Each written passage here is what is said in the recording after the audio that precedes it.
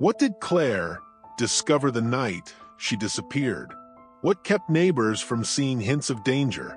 And how far does the truth extend, reaching far beyond this house into vanished lives no one connected until now? In this story, warmth and routine mask unexpected darkness.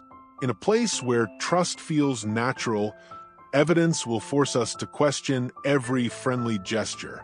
The answers are close, but they demand we confront an image we never thought to doubt. Keep watching. The revelations ahead will change what you believe about ordinary life.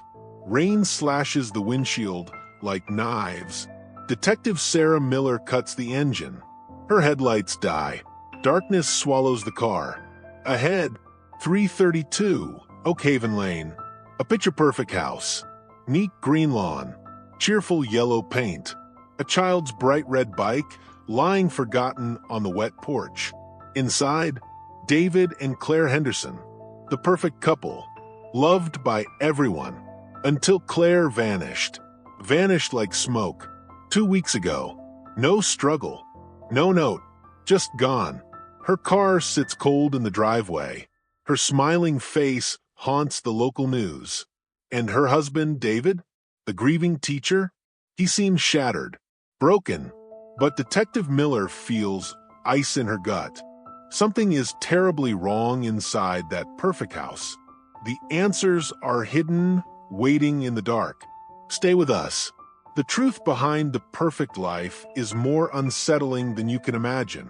Welcome to True Crime Chronicle, where we uncover true crime stories that grip you to your seat and reveal the dark corners of the human heart. New here? Smash that subscribe button and hit like. To our loyal crime community, welcome back. Let's dive into the mystery and unlock darker secrets.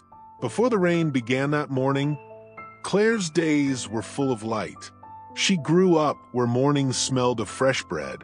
She learned kindness from her parents' cafe, greeting strangers with a smile. As an art teacher, she showed students how to see sky patterns in spilled paint. She hosted weekend classes for kids who felt lost. Outside school, she rose before dawn to bake pastries, cinnamon rolls named after city streets, tarts that glowed with fruit. She knew many customers by name. She offered extra loaves to those in need. Her life seemed full of purpose and warmth.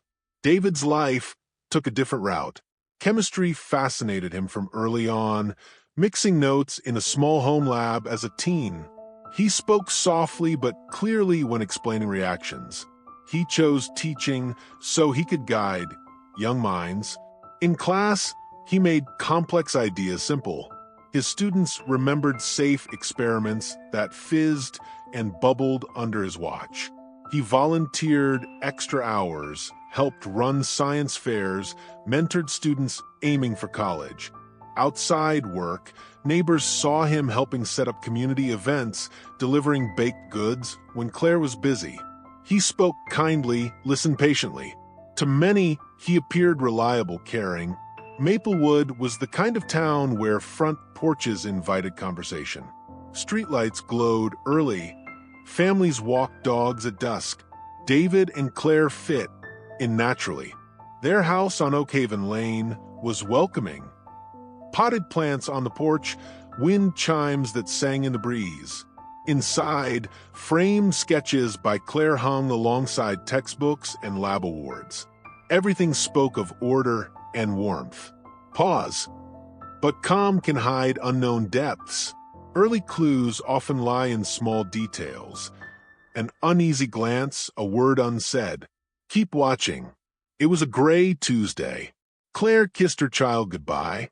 She wore the watch David gave her last anniversary, a simple design, engraving on the back. She stepped into a light drizzle, humming softly. She planned to meet a parent at school before the bakery opened. But midday, no one saw her. The classroom remained empty. The bakery ovens went cold. Friends called her phone. No answer. David reported Claire missing. He said she had traveled to see a relative. He sounded uneasy but insisted she would return. Detectives arrived at the house. They found Claire's phone on the charger, coffee mug half full. No sign of forced entry. A single shoe lay near the porch step. Neighbors described seeing her walk away. Umbrella held over her head, confident stride. No one saw a stranger. No scream heard. Detective Miller studied the scene. She recalled past cases where missing persons reappeared safely, but also cases that ended badly. She noted small things. A faint smear on the edge of a cushion, a faint scent of perfume lingered oddly in a corner. She cataloged everything, but no clear answers emerged. Soon, a single object will upend the comfort of assumed normal. Days turned into 2 weeks. No calls from Claire. No sightings. Every lead hit a wall. Then, a park ranger's dog emerges from underbrush carrying a watch. The engraving is clear. Always yours, Claire. Technicians at the lab run a simple test. A drop of a chemical reagent touches the watch's band. The color shifts. They run DNA analysis. The blood matches Claire Henderson. This discovery redirects the case. David had said he lost that watch on a trip weeks earlier. Now questions multiply. Detectives return to 332 Oakhaven Lane with fresh urgency. They re-examine every detail: the basement walls, the vents, the floorboards. A contractor's note surfaces, a request weeks earlier to modify a closet wall. David had said it was for extra storage. Detectives file that beside the watch evidence. How would you handle new evidence that contradicts what someone told you? Share below.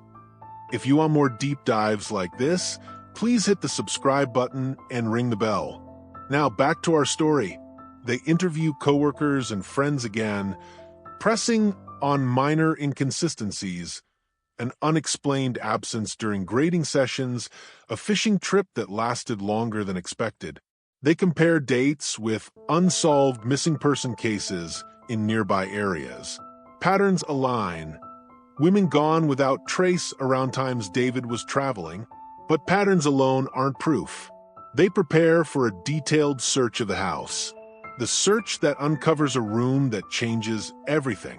Rain pounds the roof as detectives enter the house. Each step echoes.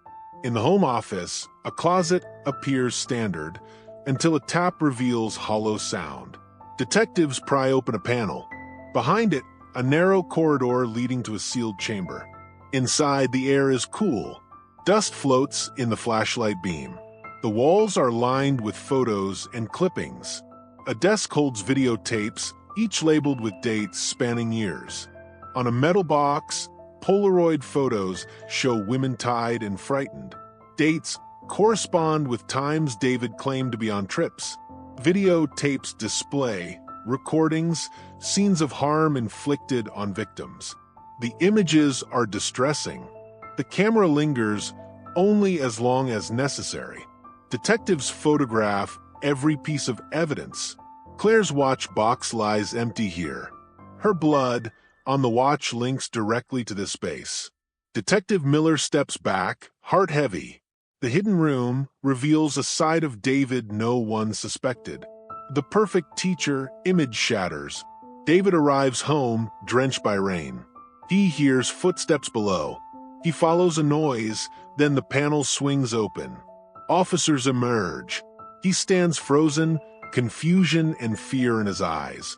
He has read his rights and taken into custody. In the interrogation room, bright lights show every detail. Detective Miller lays out the evidence, the watch test, the photos, the tapes. David's voice wavers. At this point, there was no more running or lies. He confesses. Claire found evidence of his actions. He says he panicked. He leads them to the lake, where he hid Claire's body. Divers recover remains. Forensic confirmation follows. Claire is found. The trial unfolds. Family members attend each day, bearing grief. The judge presents evidence, images from the hidden room, testimonies, forensic reports. The jury deliberates. The verdict, guilty. The sentence, life without parole. No possibility of freedom. Now, Maplewood feels altered. In classrooms, teachers remind students to speak up if they feel uneasy. Parents plan safety talks at home. The bakery reopens with a tribute, a plaque reading in memory of Claire Henderson. A portion of sales goes to art scholarships and support groups. A local art exhibit features pieces inspired by Claire's teaching, bright canvases that contrast the loss. Late at night in her office, Miller review notes one final time. She remembers Claire's kindness in photos. She recalls David's calm voice in interviews. She thinks small signs matter. She places a framed photo of Claire on her desk. She writes in her journal, "Stay alert, listen to instincts." She plans community talks on recognizing warning signs. She vows to pursue cold cases with new focus. Claire's legacy, a scholarship fund in her name, helps aspiring artists. Her students hold an annual workshop celebrating creativity and resilience. Neighbors light candles at anniversaries of her disappearance. They share stories of her warmth. How she once comforted a stranger at a bus stop, how she painted murals at the community center. In the end, Claire's life continues through those she inspired. Detective Miller's dedication brings some measure of justice. The town learns that even in ordinary places, truth can be hard to see. Yet, by seeking facts and listening to instincts, we honor those we lose and protect those still here. If this story moved you, give it a thumbs up, share with fellow true crime fans, and subscribe to True Crime Chronicle for the next chapter. Thank you for watching. Comment below which moment struck you most.